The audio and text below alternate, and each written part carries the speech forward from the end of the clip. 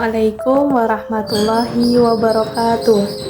Saya Anissa Febriana Larasati dari kelas 6 APAI dengan mata kuliah Akidah Akhlak di MA dengan dosen pengampu Bapak Ahmad Mahfudli MPD selaku dosen mata kuliah Akidah Akhlak di MA.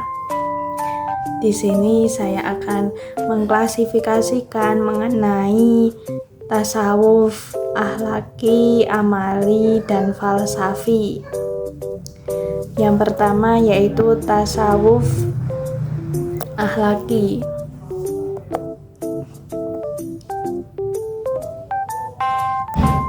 Tasawuf akhlaki adalah tasawuf yang sangat menekankan nilai-nilai etis atau moral, atau tasawuf yang berkonsentrasi pada perbaikan akhlak. Tasawuf bentuk ini berkonsentrasi pada upaya-upaya menghindarkan diri dari akhlak yang tercela atau akhlak mazmumah, sekaligus mewujudkan akhlak yang terpuji atau akhlak mahmudah di dalam diri para sufi. Tasawuf akhlaki mempunyai tahap sistem pembinaan akhlak disusun sebagai berikut. Yang pertama takholi, yang kedua tahali, dan yang ketiga yaitu tajalli. Yang pertama yaitu takholi. Takholi adalah usaha mengosongkan diri dari perilaku dan akhlak tercela. Salah satu dari akhlak tercela yang paling banyak menyebabkan akhlak jelek antara lain adalah kecintaan yang berlebihan kepada urusan duniawi. Yang kedua yaitu tahali. Tahali adalah upaya mengisi dan menghiasi diri dengan jalan membiasakan diri dengan sikap, perilaku, dan akhlak terpuji. Tahapan tahali dilakukan kaum sufi setelah mengosongkan jiwa dari akhlak-akhlak tercela dengan menjalankan ketentuan agama baik yang bersifat eksternal atau luar seperti sholat, puasa, haji, maupun internal seperti keimanan, ketaatan, dan kecintaan kepada Allah Subhanahu wa Ta'ala.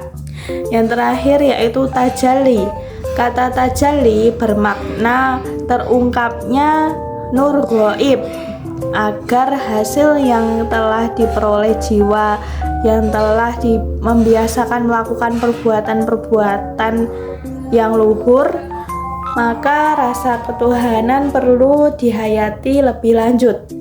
Kebiasaan yang dilakukan dengan kesadaran optimum dan rasa kecintaan yang mendalam dengan sendirinya akan menumbuhkan rasa rindu kepadanya. Para sufi yang mengembangkan tasawuf akhlaki ini antara lain Hasan al-Basri, kemudian al-Muhasibi, kemudian al-Qusairi, Syekh al-Islam Sultan al-Aulia Abdul Qadir al-Jailani, Hujatul Islam Abdul Hamid al-Ghazali, Ibnu Athaillah as-Sakandari, dan lain-lain. Yang kedua yaitu tasawuf amali.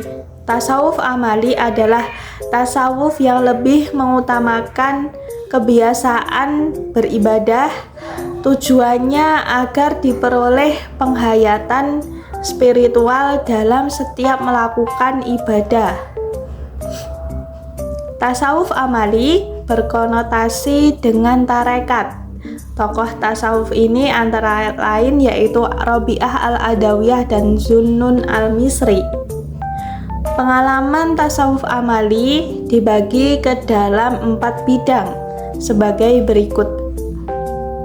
Yang pertama yaitu syariat. Syariat adalah hukum-hukum formal yang dijadikan sandaran amalan lahir yang ditetapkan dalam ajaran agama melalui Al-Quran dan Sunnah, sehingga seorang pengamat sufi tidak mungkin memperoleh ilmu batin tanpa mengamalkan secara sempurna amalan lahiriahnya. Yang kedua yaitu thariqat. Kalangan sufi mengartikan thariqat sebagai seperangkat serial moral yang menjadi pegangan pengikut tasawuf dan dijadikan metode pengarahan jiwa dan moral. C. Hakikat. Dalam dunia sufi, hakikat diartikan sebagai aspek batin yang paling dalam dari setiap amal atau inti dan rahasia dari syariat yang merupakan tujuan perjalanan menuju Allah. Yang keempat, terakhir, makrifat, berarti pengetahuan atau pengalaman. Dalam istilah tasawuf diartikan sebagai pengenalan langsung tentang Tuhan yang diperoleh melalui hati sanubari sebagai hikmah langsung dari ilmu hakikat. Yang ketiga yaitu tasawuf falsafi.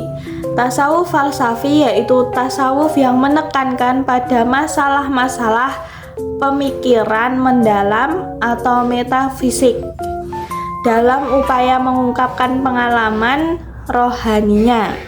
Para sufi falsafi sering menggunakan ungkapan-ungkapan yang samar-samar yang dikenal dengan syatohat, yaitu suatu ungkapan yang sulit dipahami yang sering mengakibatkan kesalahpahaman. Tokoh tasawuf ini antara lain Abu Yazid Al-Bustami, Al-Hallaj, Ibnu Arabi, dan Suhrawardi. Di sini terdapat metode yang pertama yaitu hulul. Hulul merupakan salah satu konsep di dalam tasawuf falsafi yang meyakini terjadinya kesatuan antara khalik dengan makhluk. Yang kedua yaitu wahdah al-wujud.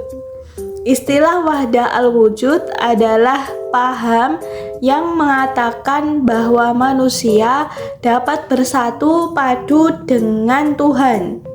Akan tetapi, Tuhan di sini bukanlah yang dimaksud.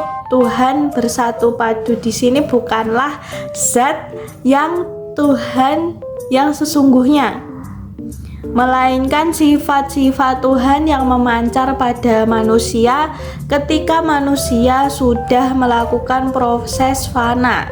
Yang ketiga yaitu ittihad.